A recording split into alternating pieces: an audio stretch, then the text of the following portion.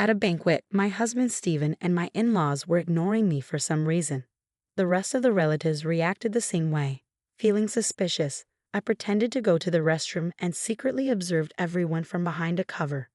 Then, I overheard a horrifying conversation. A barren daughter-in-law is an ominous presence itself. That's right, talking to such ominous people might curse us too. It's better not to deal with her. Hearing these words, I was so angry that my body started shaking. It was unforgivable to be blamed for infertility and moreover to be ignored as if I didn't exist. It seemed there was no choice but to carry out my plan right away. After slipping away from the venue secretly, my phone vibrated. It was Stephen on the call. "Hey, what have you done?" Stephen yelled in agony. I chuckled. "What are you panicking for? It's the truth, isn't it?" It seemed that an image I showed on the screen had driven Stephen into a frenzy, but the real counterattack starts now. I'm going to show him how. My name is Melissa, and I'm 35 years old. 9 years ago, at the age of 26, I married Stephen. We met at a party. Stephen, 2 years older than me, was very kind, and we clicked immediately. As we started dating and thought about marriage, Stephen told me he intended to return to his hometown in the countryside to farm. The village, close to being a ghost town due to a declining population, felt a crisis of becoming desolate. I was surprised but eventually decided to follow Stephen's passionate request to join him. I too came from the countryside, albeit a different one. I had grown tired of living in an unfamiliar city. Luckily, my brother and his wife lived in my parents' house. Knowing that there was no need to take care of my parents later also pushed my decision. After that, things moved swiftly, and we got married. I quit my job and moved to this tiny village, Stephen's hometown. Though it's called a village, most of it consisted of Stephen's relatives. We lived in a large house originally inhabited by my in-laws, who then moved to a small annex on the next plot. They were cheerful and caring, always looking out for us. Farming was tough, but living surrounded by nature wasn't bad. Above all, the people of this village were kind. When I mentioned this, Stephen happily said, "It's all thanks to the guardian." The guardian is a statue located in the village square. Not only in the square, but similar statues were scattered throughout the village. Some homes even had stuffed toys modeled after the guardian. This village had its unique traditions. Everyone revered the guardian as a literal guardian deity. According to Stephen, the guardian never overlooked evil deeds and never forgave the wicked. That's why all the villagers were good people. Such legends are probably found in any old village. Thinking about this, I didn't dwell on it much. Life was peaceful, and I had completely forgotten about such things. But a nightmare was surely approaching. A few years after moving in, I had become accustomed to farming. Waking up early and quickly harvesting vegetables was my daily routine. Every day was unremarkable, but one thing bothered me. We still hadn't had any children. I was about to turn 30. I had always thought it would happen naturally, but recently I started to feel anxious. This was because, after a few years, more people began asking, "Don't you have kids yet?" Each time, I cheerfully responded, "It's a blessing." But it's typical of an old farming village to bluntly ask such delicate questions. Everyone asked the same, even my in-laws, and occasionally, an old man or woman passing by asked bluntly, "Why can't you have them?" I responded appropriately, but it gradually became annoying. One day, after a break in harvesting, I was called by my mother-in-law while drinking water. "Hey Melissa, how are you managing your marital relations?" Caught off guard by such an absurd question, I nearly spit out my water. "It's strange that you haven't had children for so many years. Aren't you satisfying, Stephen?" An unimaginable statement came from my mother-in-law, and I was dumbfounded. In a panic, I said, "What are you talking about? Please stop. That's not something people normally discuss," and abruptly ended the conversation. Yet, my mother-in-law continued, "It's important, you know." But I ignored her and stormed out of the room. I thought this village had old-fashioned values, but this is just ridiculous. It's creepy that they boldly ask about marital life. Having left the house, I decided to kill some time by walking to the square. Then, I saw someone. Could it be a neighbor? I tensed up for a moment. I was worried they might start talking about children again. But when I saw her face, I was relieved. It was Emily, a woman who lives nearby. Emily smiled shyly. I smiled back. Emily is the only person in the village who doesn't make rude remarks to me. She's about 10 years younger than me, so she must be around 20 now. Emily isn't originally from this village. After her parents died in an accident, she was taken in by her distant relative, an old lady in this village. This happened just before I came to the village. After graduating from a high school nearby, she now helps out with her grandmother's orchard.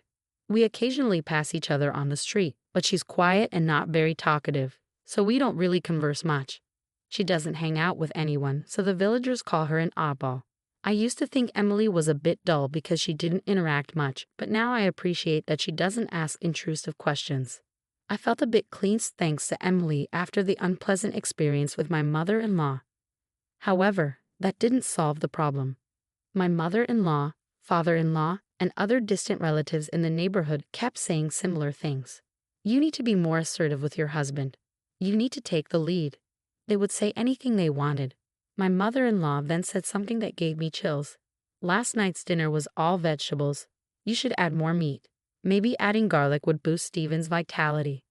Why does she even know what we had for dinner last night? It's too nosy. Fed up, I decided to talk to Steven about everything. I can't take it anymore. Everyone keeps asking about when we're going to have kids. Your mom also pressed too much into our marital life. Steven, who was watching TV, responded without taking his eyes off the screen. What are you talking about? Mom and everyone else are just worried about you. Worried? That's prying. Doesn't she say anything to you? Why will they say anything to me? Infertility is a woman's responsibility, isn't it? Steven casually said something unbelievable, and I was shocked that he had such outdated knowledge. I was appalled. It's not always the woman's fault. Sometimes it's a compatibility issue, or it could even be the man's fault. Me? No way. Steven looked genuinely puzzled. I understood the elderly in the village having old values, but I was surprised that even Steven, who was relatively young, thought this way. Anyway, I want a child too. I'm thinking about getting fertility treatment. We need to find the cause before we can address it. I suggested to Steven that we go to a doctor together. But as expected, Steven was reluctant and made excuses. Why should a man go to such a place? He complained. But I managed to persuade him to agree on the condition that we go to a hospital a bit far from the village. Later, we went to a hospital in another city and both got tested. A few weeks later, when we returned to the hospital, the doctor told us a fact. There's no issue with you, Melissa. The problem is with your husband. He does not produce sperm. He has azoospermia. The moment Steven heard this, he exploded. What? It can't be my fault. Are you kidding me? Steven suddenly stood up and started yelling. I had never seen Steven like this before. The doctor, with a troubled look, showed us the test results on paper. Staring at the paper, Steven fell silent with a terrible expression. He must have been shocked. I felt sorry for him and couldn't say anything. That night, I spoke to Steven kindly. The doctor said if we do more detailed tests, we might find the cause and get treatment. It's a bit far, but I'll help. But Steven just looked down and didn't reply. He probably never imagined that he could be the cause. Feeling sorry for him, I couldn't say anything more and silently left the room. But soon, I realized that feeling sympathy was a mistake. Steven's attitude began to worsen. The cruel truth of his azoospermia seemed to have shredded his pride as a man. Perhaps in an effort to regain his shattered self-esteem, he became unusually aggressive. I was the main target of his frustrations. He criticized me for being slow at farm work, for the food not being tasty enough, and he started picking fights over trivial things, growing angrier more frequently. Initially, I remained silent, thinking he just couldn't accept the test results, feeling sorry for him. But as it continued, I too began to lose my patience. Our arguments increased, turning our home into a constant battleground. Naturally, there was no intimacy, so having children was out of the question. Going to the hospital for treatment was absolutely out of the question. Moreover, the villagers still believed my infertility was to blame. The situation where I was the only one criticized remained unchanged. I wanted to tell Steven's parents the truth, but Steven glared at me with icy eyes, warning, "Don't tell anyone." The thought of what might happen if I spoke up was frightening, and I didn't have the courage to do it. Besides, I wasn't even sure if they would believe me. After all, everyone's thinking was outdated. The conventional belief that infertility is a woman's fault prevailed. That's probably why Steven had reacted so violently when he was pointed out as the cause. As this life continued, I started to feel I couldn't bear it anymore. I understood he was shocked, but this was outright displacement of blame, and I felt like a punching bag.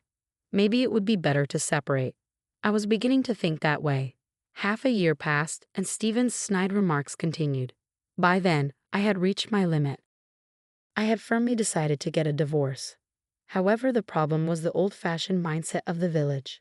Divorce was seen as disgraceful. I had heard rumors of a woman who suggested divorce being verbally abused by her husband. Considering this, it was unlikely I would get easy consent. So I thought about leaving the signed divorce papers and fleeing the village. It was a drastic measure, but I was driven to it. I began to prepare secretly so that Stephen wouldn't notice. Then, the next month, Stephen was supposed to be out of the village for the day delivering crops. It was the perfect opportunity. But while I was packing my bags, the front door opened. There stood Stephen, who was supposed to be out. His eyes were furious as he shouted, "Where are you going?" When I remained silent, Stephen glanced at the divorce papers on the desk. "You were going to divorce me. Are you kidding me? If people find out my wife ran away, it would be a disgrace. Don't you dare embarrass me." It was the reaction I had expected. After a tirade of abuse, he threatened, "If you ever think about running away again, you know what will happen," and glared at me sharply. My plan had failed. I was desperate. Yet how had he found out? I had been careful to act discreetly. From then on, Stephen's treatment of me worsened. He complained that the cleaning wasn't thorough, that just seeing my face irritated him. Any backtalk from me would lead to serious trouble. "You are the worst kind of woman, running away from her husband. The guardian sees everything. Your misdeeds will be exposed." That became Stephen's mantra. Lately, even the mention of the guardian by the villagers started to disgust me. I had thought it was just superstition. But could that statue really be watching me? It's hard to believe that those trying to escape the village receive punishment, but the fact that my whereabouts and actions were precisely guessed was indeed true. I had become utterly frightened. Gradually, a sense of resignation began to grow within me. As time passed, I was about to turn 35. One day, Emily, who lives nearby, came to visit. "It's rare to see you. What's up?" Over time, Emily and I had started to talk a bit whenever we met. Unlike the other villagers who thrived on rumors and judged harshly, Emily never pried into my life and always treated me with unchanged kindness, the only woman who did so. "Melissa, there's something I really need to say." I was taken aback by the seriousness on Emily's face. I invited her inside and made some coffee. Then Emily looked around nervously and gestured for me to come closer without saying a word. We entered a room that was now used as a storage room and seldom entered. What's going on?" As I followed her in, confused, I asked her this question, and she murmured as if relieved, "We should be safe here." Then she began to pour out her words as if a dam had burst. "I can't take it anymore.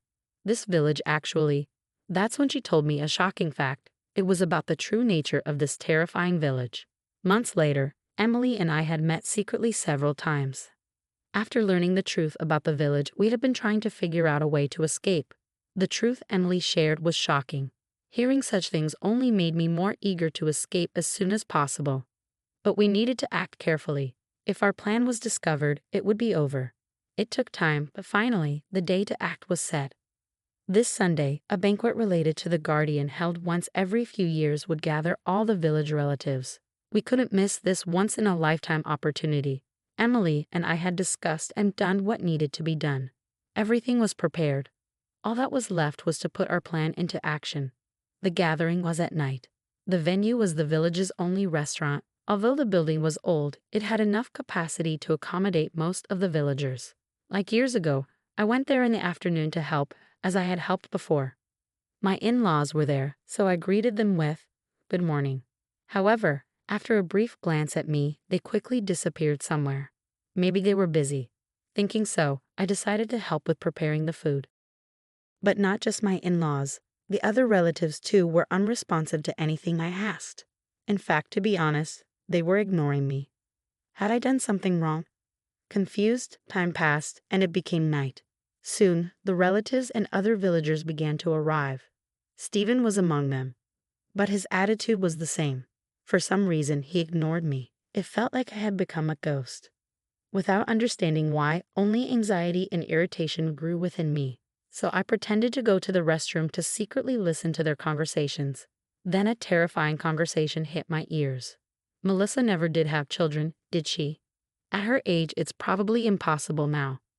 Oh dear, an infertile daughter-in-law is just bad luck. She must be cursed by the guardian. My mother-in-law began with a tone of disgust, and a clearly drunk Stephen nodded in agreement.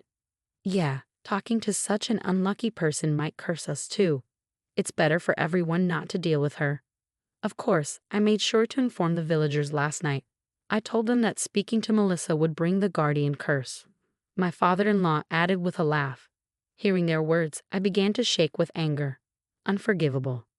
It wasn't my fault I couldn't have children, and to think to be deemed an ominous presence, to be ignored on top of that. Is this what adults do? No matter how you look at it, this village is wrong. We should carry out our plan immediately. We intended to flee this village, but that alone wasn't enough to settle my feelings. I had to somehow strike back at them. I was resolved. Soon, Emily appeared from the venue. The timing was perfect. Without saying a word, Emily and I nodded to each other. Then I turned off the lights at the venue. Suddenly, it was dark, and voices could be heard asking, "What happened? Is it a power outage?" Amidst the confusion, Emily tampered with a computer that was placed in a corner of the venue. Originally, there was a computer, projector, and screen set up for today's event to reflect on the guardian and the history of the village. We decided to use that setup. After a while, a certain image appeared on the screen. "What is this?" Stephen screamed. My in-laws, other relatives, and villagers were also staring at the screen, causing a commotion. "Who did this? Melissa, where are you?" Stephen became frantic and started causing a scene. Emily and I decided to retreat for the moment. We discreetly left the venue and met outside. About 3 minutes had passed since we escaped when my phone began to vibrate repeatedly. It was Stephen, calling relentlessly. "Melissa, what have you done?" He screamed in agony as soon as I answered. I chuckled. "What are you panicking for? It's the truth, isn't it?" It seemed like everyone was under the wrong impression, so I just wanted to set the record straight. The image projected was the result of a medical examination from years ago. It was a diagnosis that confirmed Stephen's azoospermia. The large text displayed on the big screen was enough to astonish everyone present at the venue. Stephen, having his closely guarded secret exposed, was in a state of panic. He seemed extremely confused and kept shouting incoherently. He was making so much noise that I quickly hung up the phone. My phone kept vibrating afterward, but of course I ignored it. Emily looked at me with concern. "Is everything okay?" "Just as I expected, but we need to push a little more." The harm I had suffered wasn't something I could just let go of. Emily and I returned to the banquet hall together. Peeking into the venue, it had turned into a scene of utter chaos. "Is this really true? You were infertile, Stephen." "It can't be." Everyone was confronting Stephen. His face turned pale as he kept saying, "This is a lie. It's a conspiracy by Melissa," sweating profusely as he made excuses. The villagers had believed that our inability to have children was my fault, the woman's fault. But the truth was different. At the time of the examination, there was nothing about me that could cause infertility. It was Stephen's azoospermia that had prevented us from having children. Yet, without being able to tell the truth, I was blamed. I was reproached as if not having children was a sin, and my existence was ignored. The numerous verbal abuses and the painful days I had to endure were not something I could forgive. Emily and I entered the buzzing venue. "Melissa, what are you doing?" Stephen shouted at me. "Don't mess with me. Doing something like this, you'll be cursed by the guardian. You'll face terrible consequences." At his words, I snapped. "What guardian? You were just spying with security cameras." How creepy. As I said this, the room fell silent. Hitting the nail on the head, Stephen, my in-laws, and the villagers turned pale. Yes, the guardian was not a protective deity. In fact, surveillance cameras were installed inside the guardian. Cameras were hidden not only inside the stone statues around the village, but also inside the stuffed toys of the guardian that were displayed in our living rooms. These were monitored by board elders in a room at the community center who watched the actions of outsiders. That's why my attempts to escape were well known. I had learned this from Emily on that day about 10 years ago, around the time Emily was taken in by an elderly woman in the village after losing her parents. Lonely, Emily had once secretly followed her grandmother to work because she missed her. Her grandmother went to the community center. There, she and the elders laughed and chatted while watching the villagers through surveillance cameras. At that moment, Emily learned about the village's secret legacy of the Guardian cameras. Shocked, Emily somewhat understood the village atmosphere. The rumors spread so quickly. This was it. It was bad enough to be the subject of idle gossip, but being watched while walking down the street or even inside the house was too much. Emily despised the village's tendency to invade others' privacy. Emily tried to stay out of the gossip, so the villagers started calling her odd for not joining their circle. She was fed up with the village, but she had no relatives and nowhere else to go. She had no choice but to endure life there. But one day, as her 25th birthday approached, her grandmother began pressuring her to go on arranged dates. "You need to have children soon, or you'll end up infertile like Melissa," she was told, and persistently pushed to marry an elderly widower living on the edge of the village. Naturally, Emily refused such an unreasonable demand. However, her grandmother began to threaten her, saying that such defiance would bring the curse of the guardian upon her. When Emily could no longer bear it, she thought of me, hoping I could help. Knowing the tragic experiences I had faced due to gossip, she approached me to escape the village together. The reason Emily had moved from the living room to another room that day without speaking was because she had spotted a guardian plushie there. I hadn't paid any attention. I thought it was just another plushie common around the village, but there was a camera hidden inside it. It was likely installed by Stephen to monitor my activities. That explained why my every move seemed to be known when I tried to escape, and even when my mother-in-law accurately guessed what we had for dinner, because they were watching through the camera. It was obvious to them. I felt a chill at the sheer horror of it. My instincts told me it was dangerous to stay in this village. Kicking up Emily's suggestion, we decided we must escape the village as soon as possible. We planned together, but was escaping enough? I felt I couldn't rest without avenging the years of mistreatment. I thought about it. First, I had to clear my own name. And then, "Emily, did you talk, traitor?" her foster grandmother yelled furiously. But Emily glared back at her. "I appreciate that you took me in when I had no one, but I can't stand living like this, sneaking around, peeking into other people's lives, living off gossip and backstabbing. I absolutely hate it." "How could you say that?" The grandmother and the other villagers began to make a commotion. To silence them, I decided to deliver the final blow. I manipulated the computer and displayed new images on the screen. The images that appeared one after another shocked everyone. Stephen was flirting with a young woman in the village. My mother-in-law secretly added the juice of a dirty rat to the coffee she served at village meetings. My father-in-law put his hands around the shoulders and waist of a married woman. Emily's grandmother was stealing vegetables from someone's garden. Almost all the villagers were caught in embarrassing acts they wouldn't want to be known. Everyone at the venue was speechless. Stephen exclaimed, "When did you take these pictures? How is it possible to capture such compromising photos of everyone?" Emily explained, "It was impossible that all the villagers were good people. Knowing where the cameras were, they would have acted in the blind spots if they had anything to hide. We focused on the blind spots, places that were out of sight of the guardian statues and plushies, and identified the most convenient spots for misdeeds to occur, where we planted our own small cameras purchased online. Then the village scandals just kept coming out. The villagers were naturally committing minor wrongs in places they thought were not covered by cameras.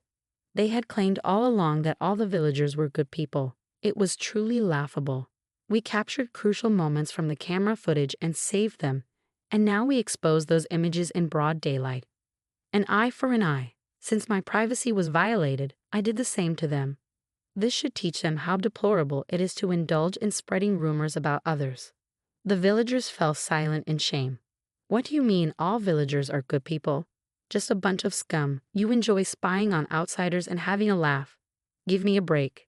I don't want to stay in this outdated, privacy-less village for one more second." I shouted loudly and thrust the divorce papers in front of Stephen. Caught off guard, Stephen stood frozen, mouth agape. My in-laws and villagers were also stunned. They probably never thought I would fight back. Indeed, there was a time when I almost gave up, but now with Emily as my ally, Finding a way out, I could no longer just sit back and take it. I looked down quietly at them, stunned. "Goodbye, pitiful everyone," echoed Emily, her gaze full of contempt for the villagers. We left the banquet hall without looking back. Once outside, we picked up 2 suitcases that we had hidden in the barn. These contained all the essentials we needed for our new lives. The divorce papers were already left at the house, and now with these suitcases, all we had to do was walk out of the village. However, as we were leaving, I suddenly stopped in my tracks. "What's wrong?" Emily asked, puzzled. "I just have to do this," I said, grabbing a hoe that was leaning against a farmhouse. I headed to the square and swung the hoe with all my might. A tremendous noise erupted as the statue of the guardian was spectacularly destroyed. Of course, the surveillance camera inside it shattered into pieces as well. "That was quite spectacular, Melissa. There's no point in leaving that thing intact." That felt refreshing. We laughed together. Then we destroyed every single small guardian statue throughout the village. Naturally, we had already thrown away any related plushies inside the house. It's incredible to think how frightening this setup was. The guardian statues were originally created long ago to scare misbehaving children. "The guardian will scold you if you do something bad" was an effective piece of education back then. But as times changed, this method of teaching young children evolved into a tool for punishing anyone the villagers disliked. It mainly targeted people like me who came from outside the village and those like Emily who did not try to blend in.